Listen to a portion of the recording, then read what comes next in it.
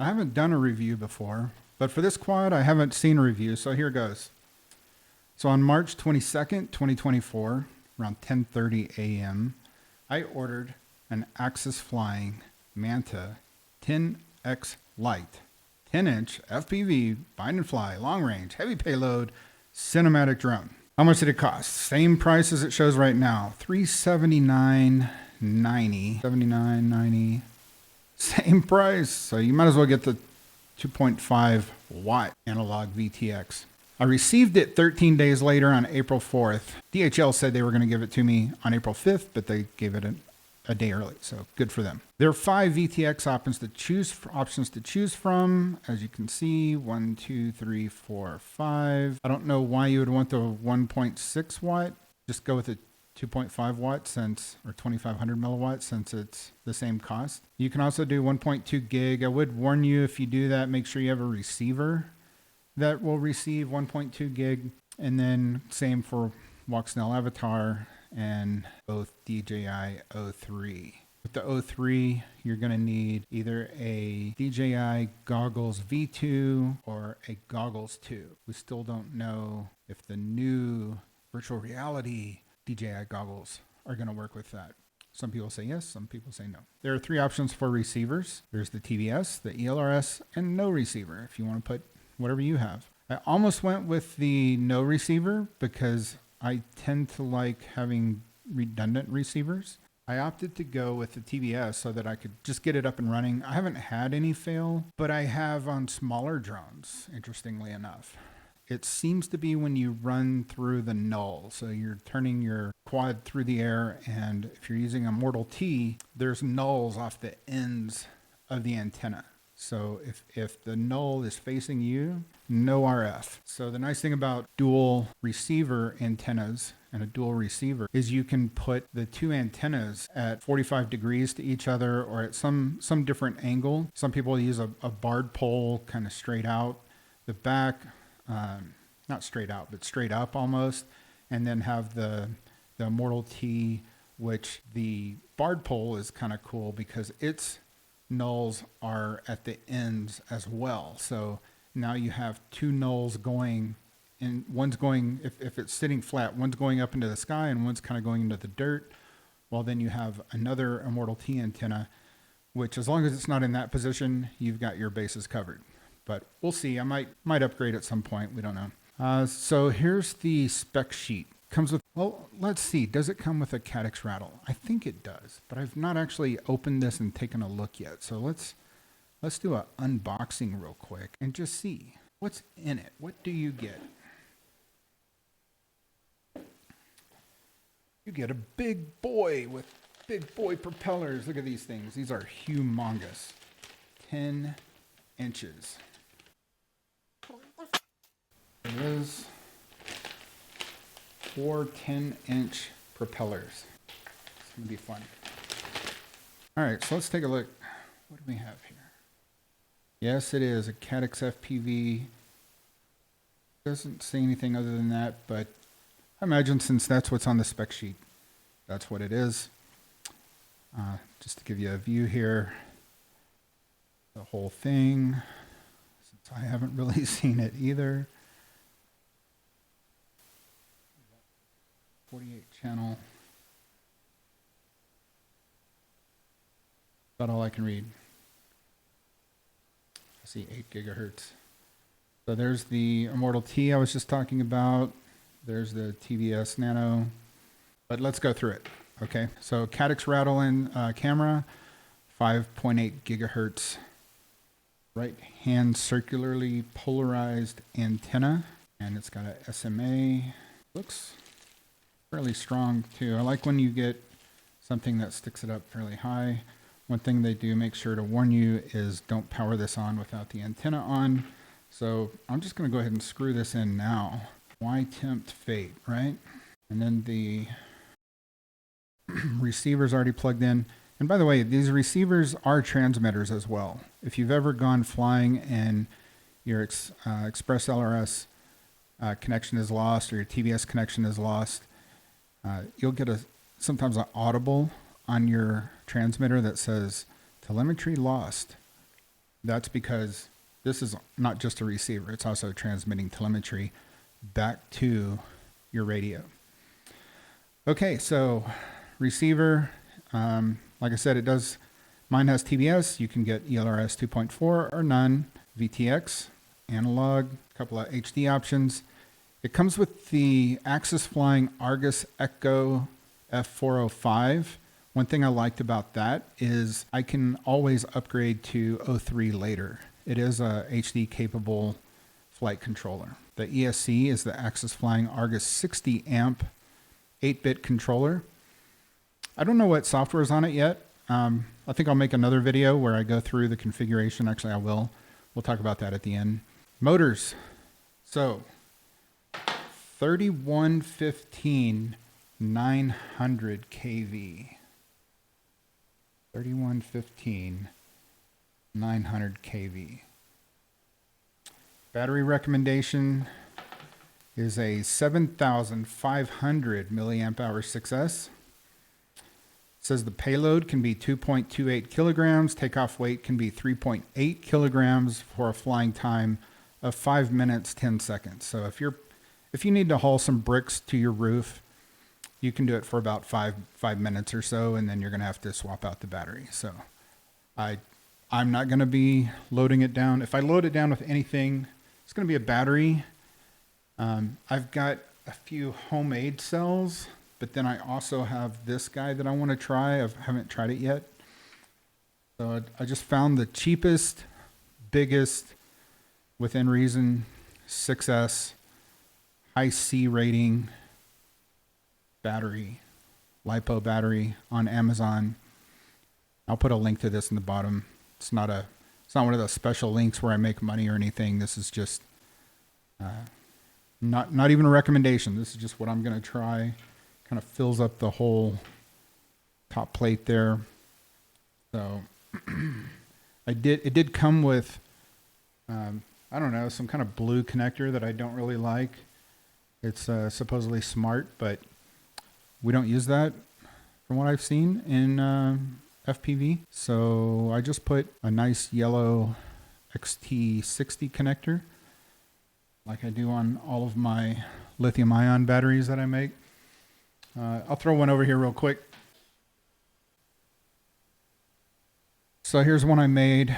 This is using Molicel 21700s. Like this right here, Molicel. Actually, this is a 18650. So are these 18650? No, those are bigger. So those are the 21700s. I also make 18650 battery packs. This one's the 18650 P28 Alpha. They're my favorite batteries to make battery packs out of. It's 10-inch props. It says 10-inch maximum. The stack is an Argus 60 amp F405 stack. So when I look in a different spot on their website under the description, it says that it is a Axis Flying 5.8 gigahertz 3-watt VTX. So it's either 2.5 or 3 watts. Not sure. My buddy has a RF power meter, so maybe I'll be able to update this with that in the description at some point. One thing I liked about it, it's a true X configuration. So you see this is an actual X design. So the only bad of a true X design is these props are going to be in view while you're flying. And they might even be in view on a GoPro. So that is one thing that is not great about a True X, but on the good side, True X means that so these are props in. Oh, the prop nut's on there. Let's take this prop nut off. So I usually fly props out, but I do that because if I run into a tree, it kind of beats itself away from the tree instead of sucking itself into the tree. But I don't plan on flying this around many trees here in Colorado. I mean, I probably will, and I'll probably eat those words, but you can see Like with any kind of field of view from this camera, you're going to get props in view, right? Like no matter what the field of view is, even if it would have to be so narrow that you wouldn't want to fly it, but that's fine. The other benefit of analog is you get to see everything that's happening near real time. Whereas with O3, Vista, any of the other digitals except HD0, there's going to be some delay because analog transmits, your video receiver receives it. That's it, period. With DJI, any of the DJI products, Cadix, Walk Snail, what a great name, right? Random word generator, maybe? I don't know where they got that from. So with the Walk Snail avatar, it's a two-way. So the camera takes a little bit of time to process, no matter what it is, analog, HD0, whatever, sends it back to the VTX. The VTX then converts it to RF.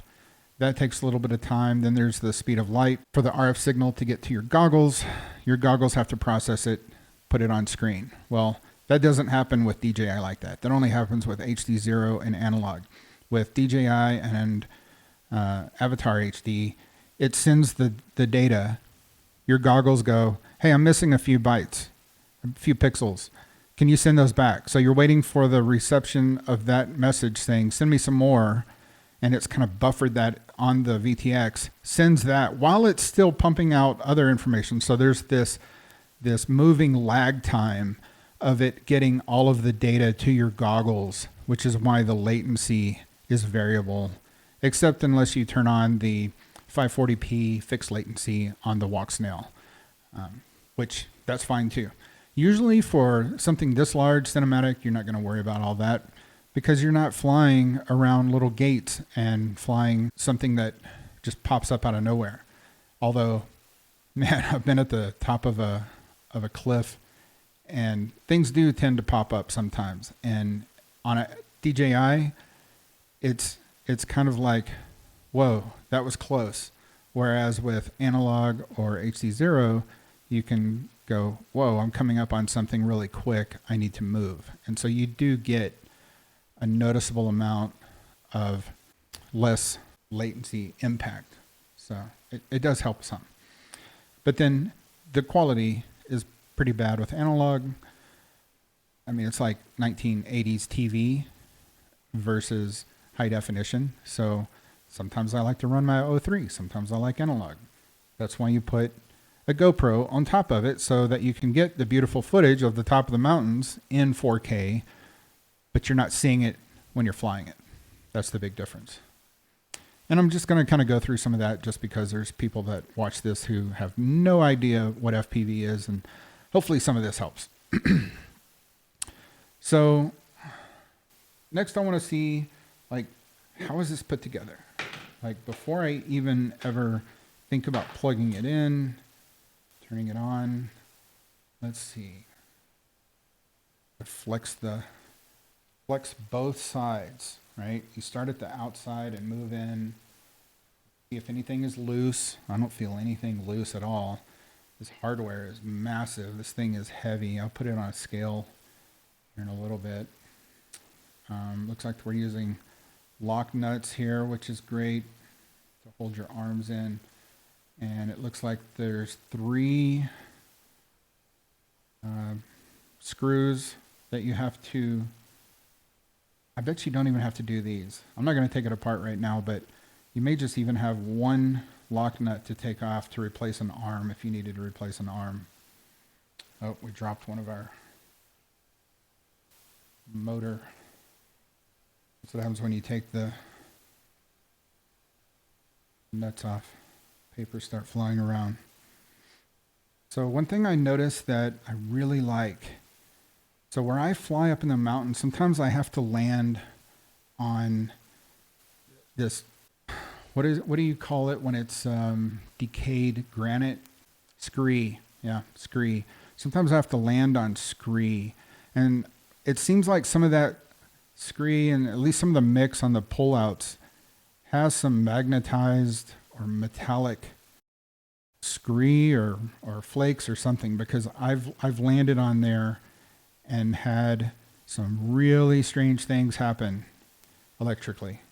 And I didn't like it at all. Ended up having to replace an ESC. So having these panels here on the side is really nice, because sometimes you can't keep out all the bad juju. And this is going to keep out a lot of bad juju. By the way, there's a USB-C connection right there for access to the flight controller, so you don't have to take a panel off to get to that. That's kind of nice. Looks like there's TPU mounts for the camera, so it's soft mounted right here. Let's pull out metric. So we've got a wheelbase of, let's see, I don't know how to read metric. Does anybody know how to read metric? It's so much harder than imperial, right? I mean, it just, this whole base 10 thing versus 1 1/4, 1 3/4, 1 5/8, 3/16. It's so much easier to understand, right? Okay, so here, so there's 40 right off screen. Let me move this.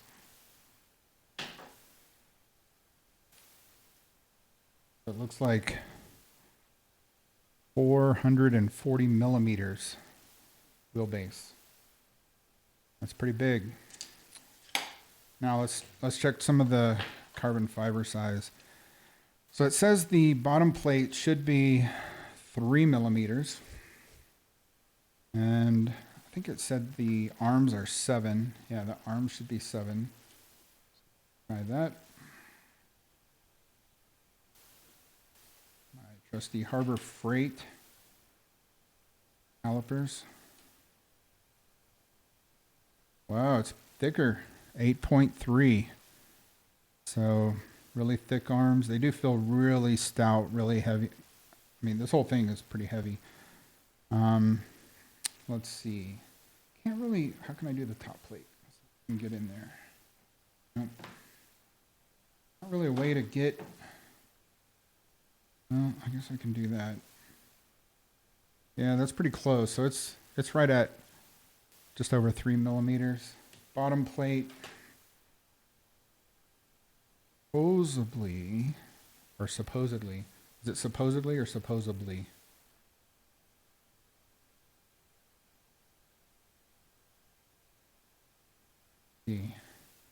Definitely chamfered, so if I go up to where it's not, right around, man, it's like 3.6, so very sturdy. Comes with some really hard plastic battery pads.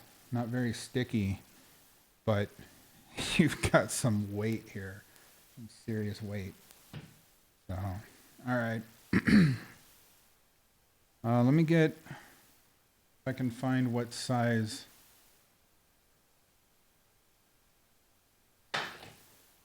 motor nuts are. Yep. Okay, so these motor nuts, 2 millimeter. So I'm just going to go around all of them and make sure there's not any that are loose.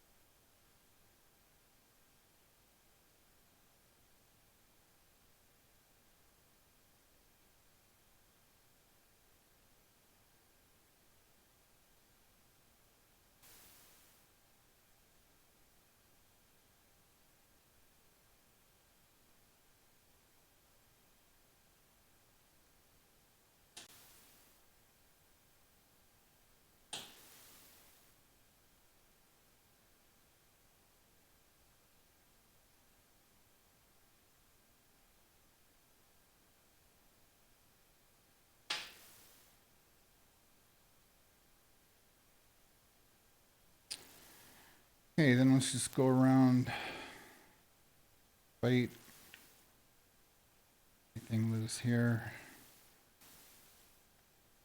little bit, not loose enough to worry, but I like to make sure everything is tight. After finding out the other day that I had a flyaway, it was because 2 of my arms were loose.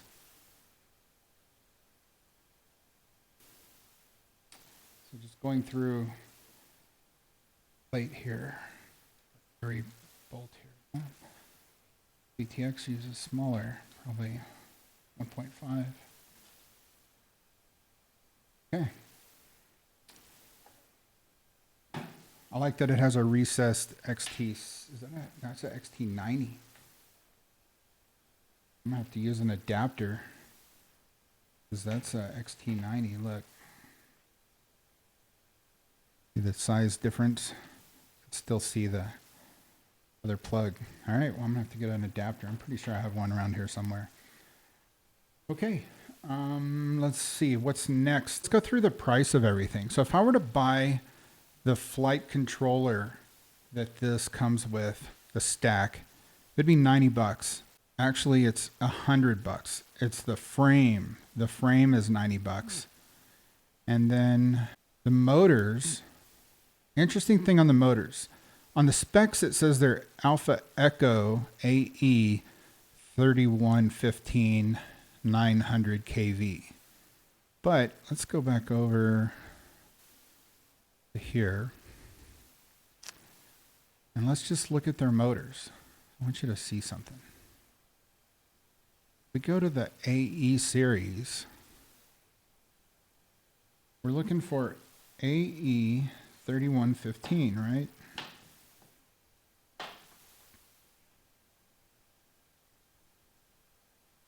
This doesn't say on the motor. It just says 3115. There's a AY 3115. There's a AX 3115. And there's a AI 3115. They're all 900 kV. They all say they're 410-inch, and they're all 35 bucks a piece. I don't know which one it is. If I look at the way it's definitely not the AY. It's definitely not. I can just tell by the way the bell is cut. Let me take the paper off of one again. So there's no bolt holes. So that's weird because the AI and the AX have little set screw places on the bell to hold the prop, and there are none on these motors. So maybe it is a AE 3115 and they just don't sell it. They don't have it for sale on their website. That's interesting. If anybody knows the answer to that, put it in the comments. But let's move on. So if we were to buy 4 of those, I mean, most likely they're going to be 35 bucks a piece too, right? So that's $140 for 4 of them. And then 4 GemFan 1050 props, which it comes with, will run you about 18, 20 bucks. And all of these prices are without shipping. So if we bought just all that, we're up to $348, right? $348. And let's go back to analog. And we still need to add a VTX and a camera. And a camera is about, a Cadix rattle is about $30. And I can't find the VTX they're talking about here, but I mean, if you look at them, Rush or Rush Tank or some of the ones that do some of the higher power, you're talking 40, 50 bucks at least, and that's giving it some credit, right? Like you can definitely spend a lot more than that for that much power. And so by this point, we're breaking the bank, and we haven't even had to put anything together. So all I have to do now, I've kind of checked it all out. I'm gonna get my XT90 situation set up. What I'm gonna do is actually find a XT90 to XT60Y, or either make one And that way, if I want to do a 2P configuration, so 6S, 6 in series, but 2 battery packs in parallel, the thing I like about that is if something were to happen to one battery pack, I've got another one to run off of. It also allows you to have double the current capabilities. So, you know, I haven't tried it yet, but if there's any kind of lag, today was extremely windy here in Colorado. That's one reason I got this, so that I can go fly on days like today, even up in the mountains. And I'm really curious to see how it performs up around the 12, 13, 14,000 foot high wind zones, because you can't always pick and choose what the weather's going to be, since the mountains create their own weather. So that'll be in the next video. I'm also going to add a GPS so I can do a return to home. I need to print a GoPro mount, and I'd like to make a specific battery pack just for this. And so if those sound like interesting videos other than just this review, leave it in the comments, let me know, and that'll let me know if I need to spend time doing that or if I just do it all and go fly. I do kind of enjoy making these videos, so it's not a problem if you like that. And thanks for watching.